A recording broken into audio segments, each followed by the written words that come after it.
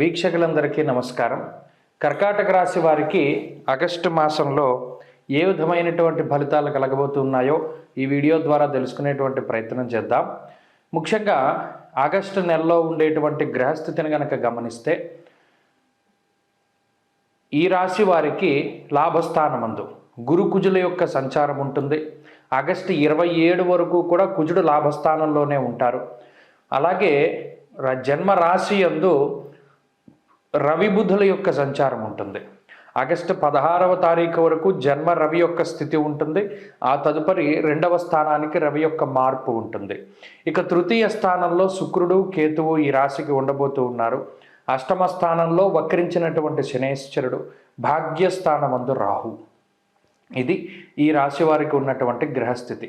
ఇందులో ప్రత్యేకించి యోగించేటువంటి గ్రహాలను కనుక మనం పరిశీలన చేస్తే లాభస్థానంలో గురుడు, అదేవిధంగా కుజగ్రహాలు, ఈ రెండూ కూడా విపరీతమైనటువంటి శుభయోగాన్ని ఇచ్చేటువంటి గ్రహాలుగా చెప్పవచ్చును.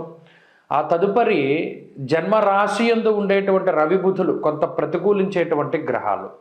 ఈ లాభంలో ఉండేటువంటి గురు కుజుల యొక్క స్థితి మాత్రమే ఈ రాశి వారికి ఈ మాసమంతా కూడా అనుకూలించబోతూ ఉన్నది. నిజానికి ఆ రెండు గ్రహాలు చాలు. అటు జన్మ రవి దోషమున్నా, భాగ్యరాహు యొక్క దోషమున్నా, అష్టమ శని వక్రించినటువంటి స్థితి ఉన్నా, జన్మ బుధుని యొక్క దోషమున్నా, మరి ఏ ఇతరత్ర దోషాలున్నా వాటి నుండి బయటకు తీసుకురావడానికి కావలసినటువంటి ఒక గొప్ప శక్తిని గురుకుజులు ఇస్తారు. అయితే మిగతా గ్రహాల తాలూకు స్థితిగతులను కూడా మనం పరిశీలనలో చేసుకుని ఈ మాసంలో ఉండేటువంటి ఆర్థిక పరిస్థితులను కనుక చూస్తే కర్కాటక రాశి వారికి ఇది మంచి శుభ పరిణామంగా చెప్పవచ్చును. ప్రత్యేకించి యశోవృద్ధిర్ బలం తేజ సర్వత్ర విజయ సుఖం అన్నారు.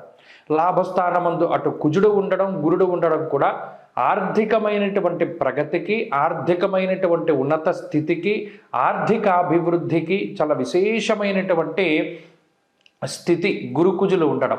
అయితే వచ్చేటువంటి ఆదాయము అనేటువంటిది ఏమవుతుంది అన్నది మిగతా గ్రహాలను బట్టి చూసుకోవాలి. ఒకటి జన్మ రవి దోషం, దేహార్తిచిత్త సంతాప కాలాతిక్రమ భోజనం అంటూ ఉన్నది శాస్త్రం.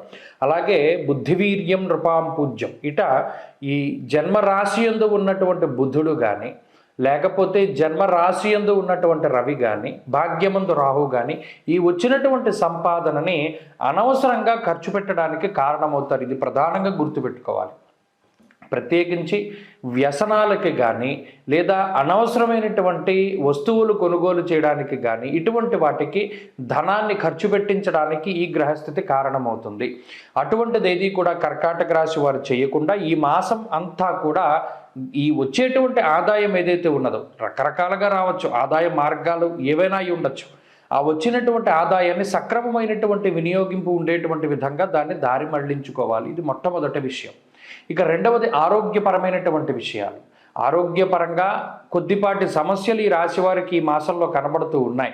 ముఖ్యంగా అటు జన్మబుధ, జన్మరవి యొక్క దోషాల వల్ల కొద్దిపాటి ఆరోగ్యపరమైనటువంటి ఇబ్బందులు, అతిగా శరీరం అలసిపోతూ ఉండడం, కాలానికి సరిగా భోజనం చేయలేకపోతూ ఉండడం, కాలాన్ని అతిక్రమించి భోజనం చేస్తూ ఉండడం ఇత్యాది విషయాల వల్ల కొద్దిపాటి శారీరక బాధలు, అలాగే దీర్ఘకాలికమైనటువంటి అనారోగ్య సమస్యలు ఇవి ఏమున్నా సరే వాటి నుండి త్వరితగతిన బయటపడడానికి గురు కుజులు గొప్పగా ఉపయోగపడతారు. కాబట్టి ఈ మాసంలో ప్రత్యేకించి ఏదైనా ఆరోగ్య సమస్య వచ్చినా కూడా దాని గురించి భయపడాల్సిన పని లేదు.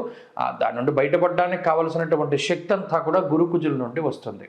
ఇక కుటుంబ సంబంధమైనటువంటి విషయాలు చాలా సాధారణంగా ఉన్నాయి. అటు జీవిత భాగస్వామి కానీ, సంతానం కానీ, తోబుట్టువులు, అన్నదమ్ములు, లేదా ఈ కుటుంబ సభ్యులు ఎవరైతే రక్త సంబంధికులు ఉన్నారో వారితోటి అంటి ముట్టనటువంటి వ్యవహారాలే ఉంటాయి తప్పితే కుటుంబ పరంగా ఏమంత సమస్య లేదు. అలానే విపరీతమైన లాభం కూడా ఏమీ కనబడడం లేదు. ఇక ఉద్యోగస్తులకి, వ్యాపారస్తులకి ఈ మాసం చాలా గొప్ప మాసంగా చెప్పవచ్చును.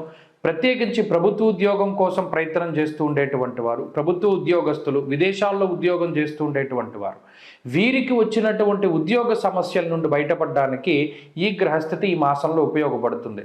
ప్రత్యేకించి ఎవరైతే ఈ ప్రైవేటు ఉద్యోగస్తులు ఉన్నారో, లేదా మరి ఏతరత్ర ఇక ఏదైనా సరే వారు ఉద్యోగం చేసుకునేటువంటి వారికి కూడా ఆ ఉద్యోగంలో ఎదుగుదల కోసమని ఈ గ్రహస్థితి చాలా గొప్పగా ఉపయోగపడుతుంది. అలాగే పదోన్నతి కోసం ప్రయత్నం చేస్తూ ఉండేటువంటి వారు, స్థానచలనం కోసం ప్రయత్నం చేస్తూ ఉండేటువంటి వారికి వారి వారి యొక్క పరిస్థితులు అన్నీ కూడా అనుకూలించడానికి ఈ గ్రహస్థితి చాలా గొప్పగా ఉపయోగపడుతుంది, చాలా గొప్పగా అనుకూలిస్తుంది ఈ గ్రహస్థితి.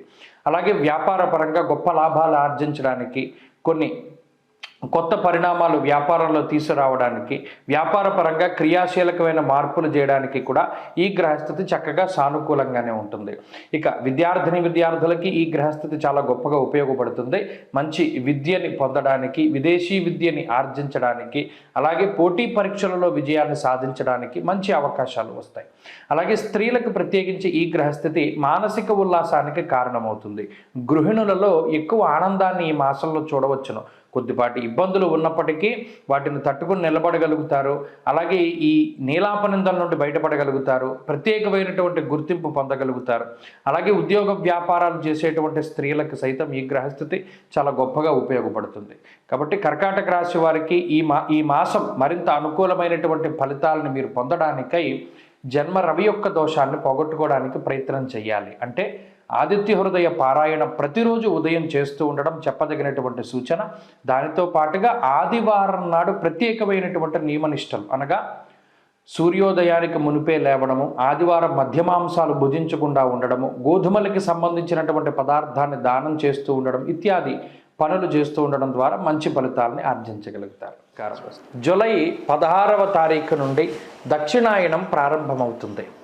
దక్షిణాయనము అంటే ఏంటండి అంటే, సూర్యుడు ఎప్పుడైతే పునర్వసు నక్షత్రము 4వ పాదంలోకి సంచారం చేస్తారో, కర్కాటక రాశిలోకి ఆయన ప్రవేశం చేస్తారో, ఆ రాశి ప్రవేశం లగాయతు మరలా తిరిగి ఉత్తరాషాఢ 2వ పాదంలోకి మకర రాశిలోకి ప్రవేశించేటువంటి సమయం వరకు కూడా ఉండేటువంటి కాలాన్ని దక్షిణాయన కాలంగా చెప్తారు. దక్షిణాయనము అంటే దక్షిణ అయనము, మనకి రామ అయనము అంటే రాముడి యొక్క ప్రయాణమని. అలాగే ఉత్తరాయణము దక్షిణాయనము అంటే సూర్యుడి యొక్క గమనాన్ని తెలియజేస్తాయి. మీరు గమనిస్తే ఇప్పుడు ఇప్పుడు ప్రతిరోజు సూర్యుడు ఉదయించేటువంటి దిక్కును కనుక చూస్తే, అంటే మీరు ఇంటి దగ్గర ఉండి చక్కగా మీరు తూర్పు సింహద్వారం అయితే తూర్పు సింహద్వారం, లేదా ఏ సింహద్వారం అయినా తూర్పు వైపు ఉండేటువంటి ద్వారం దగ్గర నిలబడండి. ప్రతిరోజు ఉదయం సూర్యుడు ఏ దిక్కున ఉదయిస్తున్నాడో మీరు పరిశీలన చేయండి. ఈ దక్షిణాయనం ప్రారంభమయ్యే దగ్గర నుండి పూర్తయ్యేంత వరకు గనక మీరు పరిశీలన చేస్తే, తూర్పు ఇలా మీ ఎదురుగుండా ఉన్నట్టయితే సూర్యుడి యొక్క ఉదయించేటువంటి స్థితి మారుతూ ఉంటుంది. అంటే ఈ దక్షిణం వైపు ఆయన ప్రయాణం చేస్తాడు. భూమి యొక్క కదలిక ఆ మాదిరిగా ఉంటుంది. ఎప్పుడైతే మరలా ఉత్తరాయణం ప్రారంభమవుతుందో ఆయన మరలా ఉత్తరానికి వెళ్ళిపోతూ ఉంటాడు. ఈయన ఉత్సాహానికి కారకులు, ఆరోగ్యానికి కారకులు. అలాగే జీవితంలో మనం ఏది సాధించడానికైనా సరే రవిగ్రహం చాలా ముఖ్యం. గ్రహరాజు అయినటువంటి రవి ఆయన ప్రతికూలంగా ఉన్నప్పుడు ఆరోగ్యపరంగా కొన్ని చికాకుల్ని కలగజేస్తారు. అలాగే ఉత్సాహ భంగానికి కారణమవుతారు. అనగా ఎప్పుడైతే అనారోగ్య సమస్యలు వస్తాయో మనం అంత ఉత్సాహంగా ఉండలేం కదా, అలా ఉత్సాహానికి ఇబ్బంది వాటిల్లుతుంది. దానితో పాటుగా జీవితం అంతా కూడా కొంత ఇబ్బందికరంగా ముందుకు సాగుతుంది, అంత ఆశించినటువంటి స్థాయిలో ఉండదు అనేటువంటి విషయాన్ని మనం దృష్టిలో పెట్టుకోవాలి.